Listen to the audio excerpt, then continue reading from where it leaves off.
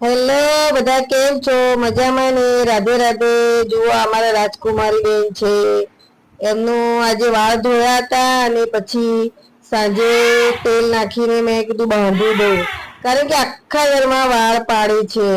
એટલે કામ વાળો બિચારો કે આંટી કેટલા વાળ આવે છે ઘરમાં, તો એને છે ને વાળ કાપ્યા હતા ને તો છૂટા રાખવા છે, ખુલ્લા પોની કરવી છે, તો એટલા માટે રડે છે. અને ખેંચાતું તો બહુ નથી, પણ બહુ જબરી છે. એને રડવું આવે છે કે હવે મમ્મી વાળ બાંધી દેશે, ચોટલો કરી દેશે.